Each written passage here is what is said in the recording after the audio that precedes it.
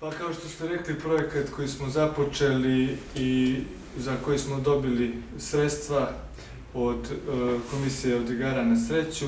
je edukativnog karaktera i kao što znate Radio Bijelo Polje u proteklom periodu ima niz projekata što se tiče akcije u našem gradu, humanitarne, ekološke akcije. Evo sada dolazimo do nekog edukativnog sadržaja za mlade. Osmislili smo projekat koji će pomoći mladima da se snađu u ovom, da kažem, medijskom sistemu koji je izuzetno složen u našem društvu, kao gledalci, kao korisnici, slušalci, ali i kao sami novinari, voditelji i spikeri. Naime, zamislili smo školu novinarstva za mlade, za srednjoškolce i za sve one do 25 godina koji žele da se bave novinarskom profesijom, da se obuče u osnovama novinarstva, kako u teoriji, tako i u praksi, za štampu, za radio, za televiziju, ali i za sve popularnije online medije. I planiramo da obuke se održavaju nekoliko puta nedeljno u prostorijama Radija Bijelo Polje,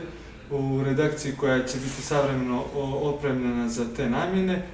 i nadamo se da će mladi prepoznati značaj ovakve škole koja će sigurno pomoći da se možda kasnije zaposle u nekim medijima u Crnoj Gori. Ono što je sigurno, formirat ćemo redakciju za mlade koju će činiti polaznici te škole, njih jedno 10-ak najboljih koji budu se pokazali u toj školi, bit će naši honorarni saradnici i imat će priliku da se bave, eto, za početak radijskim novinarstvom. Kad već govorimo o radijskom novinarstvu, treba pomenuti da će predavači biti izuzetno poznati novinari u Bijelom Polju i u Crnoj Gori, naši kolege iz redakcije Radija Bijelo Polje, bavit će se praktičnim dijelom. Nama će se pridružiti i koleginici iz Radija Crne Gore, Gorica Šaković, poznati novinar koja je dobijala brojne nagrade za svoje radio emisije, reportaže i priloge. Još kolega iz redakcija širom Crne Gore, a ono što je bitno pomenuti jeste da će na kraju ove škole mladi dobiti sertifikate da su pohađali školu novinarstva